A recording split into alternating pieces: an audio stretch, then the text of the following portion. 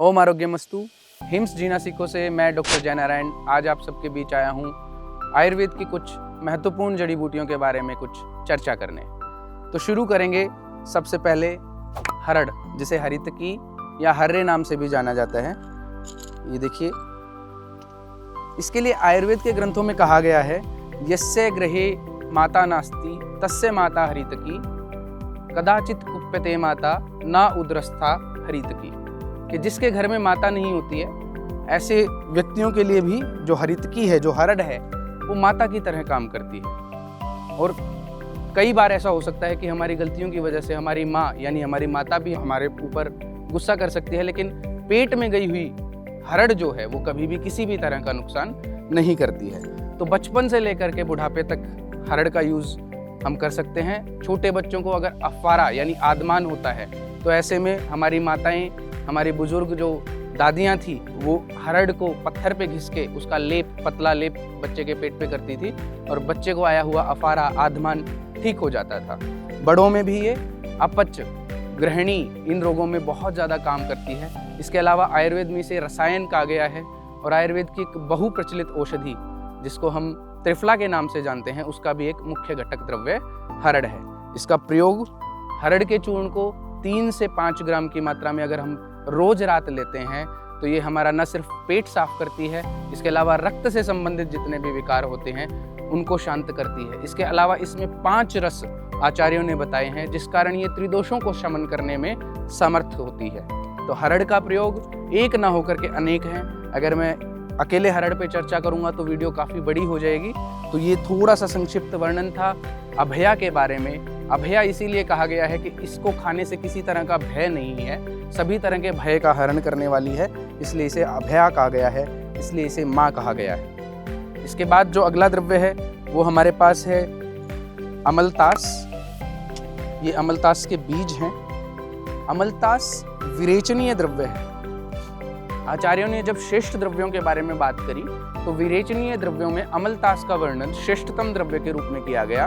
तो ये बालक, वृद्ध या युवा, तीनों ही अवस्थाओं में अगर हमें विरेचन कराना है तो सुख विरेचनकारी अमलतास है। विरेचन को थोड़ा सा और सिंप्लीफाई कर दूं तो अगर आपको कॉन्स्टिपेशन है, लंबे समय से पेट साफ नहीं हो पा रहा है, तो ऐसी सिचुएशंस में अमलतास या तो बीज का चूर्ण 1.5 ग्राम से 2 ग्राम की मात्रा में, या फिर अमलतास की लंबी लंबी बड़ी फलियां मिल जाती हैं, उनका गूदा निकाल करके उसको रात भर सोख करके सुबह 1 गिलास उसका अगर हम सेवन करते हैं तो हमारा पेट निश्चित रूप से ही बहुत अच्छी तरह से साफ होता है।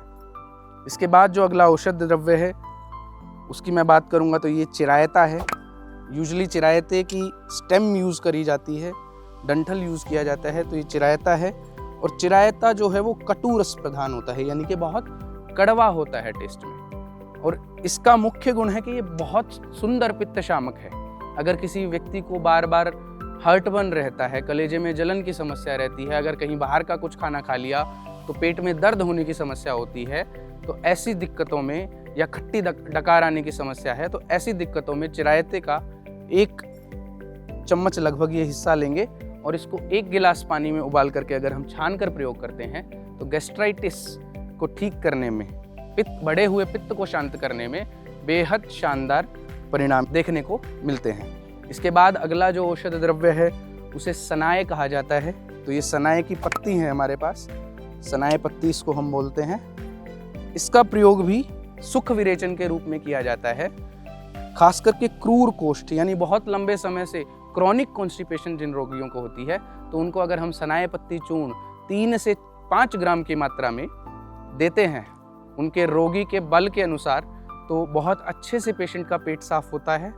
और साथ ही अगर हम बात करें तो दिव्य शुद्धि चूर्ण में भी सनाए की बहुत अच्छी क्वांटिटी हम यूज़ करते हैं, जिससे कि वो बहुत बेटर रिजल्ट देता है गट क्लेंजिंग करने में। इसके साथ ही हमारी पेट शुद्धि किट में भी सनाए और ये सभी हर्ब्स आपको मिलेंगी। इसके अलावा 12 अन्य बहुमूल्य औषधियाँ भी हमारी पेट लीवर शुद्धि किट जो है उसमें मिलती हैं, जो कि पेट, लीवर, स्प्लीन यानी प्लीहा के सभी रोगों को दूर करने में समर्थ है, आपके गट को पूरी तरह से क्लेंज करता है। अगले द्रव्य की तरफ हम बढ़ेंगे तो ये है, बहुत कॉमन फ्रूट है, गर्मियों में आता है, जामुन। जामुन के बीज हैं, ये कषाय रस प्रधान होते हैं, यानी खाने में इनका जो टेस्ट है वो कषाय होता है, कशैला होता है, हमारे गले में लगता है।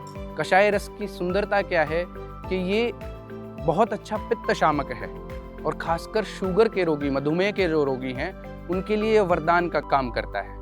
इसके अलावा अगर आपको बार बार गैस्ट्राइटिस होती है, अगर आपको कुछ भी खाते हैं बदहजमी की शिकायत होती है, या आपको लगता है कि आप बहुत जल्दी बीमार पड़ रहे हैं, तो ऐसे में आप जो ये जामुन है इसके बीज का पाउडर प्रयोग कर सकते हैं। और last but not the least, आज की इस चर्चा में अजवाइन हमारे पास है, हमारी रसोई में बड़े आसानी से मिल जाती है और इसे मैं सुपर मेडिसिन बोलता हूँ, क्योंकि चाहे हल्की सी गैस्ट्राइटिस यानी थोड़ी सी गैस की समस्या हो या सिर में भारी भरकम दर्द हो, वहाँ तक अजवाइन काम करता है। चाहे वो पुरुषों में जल्दी थकने की समस्या हो या महिलाओं में पीरियड्स के दौरान होने वाला पेन हो, दोनों ही कंडीशंस में अजवाइन जो है वो बेहद शानदार परिणाम देती है। तो अजवाइन से तो हम सभी लगभग परिचित हैं, फिर भी मैं दिखा देता हूँ। ये अजवाइन है, अजवाइन का बीज भी हम इसे कह सकते हैं, और इसको भी बहुत अच्छा, इसको पाचक बोला गया है, दीपनीय बोला गया है। यदि आपको भूख नहीं लग रही है तो अजवाइन को हल्का सा तवे पे भून के उसका पाउडर, उसके साथ में थोड़ा सा जीरे का पाउडर, सौंफ का पाउडर मिला के अगर हम सेवन करते हैं तो ये बहुत जल्दी भूख को बढ़ाने का काम करता है। इसके अलावा अगर आपको बदहजमी है तो उसमें भी आप इसको उबाल कर 1 चम्मच 1 गिलास पानी में उबाल करके अगर पीते हैं तो आपकी गैस्ट्राइटिस दूर करता है। बहुत तेज शरीर में कहीं दर्द हो रहा है तो 4 गिलास पानी में 1 चम्मच अजवाइन अगर डाल के हम उसको रिड्यूस करते हैं, उबालते हैं और 1 गिलास रहने पे छान करके गरम गरम पीते हैं तो एक बहुत अच्छे पेन किलर की तरह अजवाइन काम करता है। तो आज के इस वीडियो में हमने जाना अलग अलग हर्ब्स के बारे में, अलग अलग औषधीय द्रव्यों के बारे में। मिलते रहेंगे आपसे यूं ही अनेकों महत्वपूर्ण आयुर्वेदिक जानकारियां लेकर के। तब तक के लिए खुद का ध्यान रखें, स्वस्थ रहें। ओम आरोग्यमस्तु।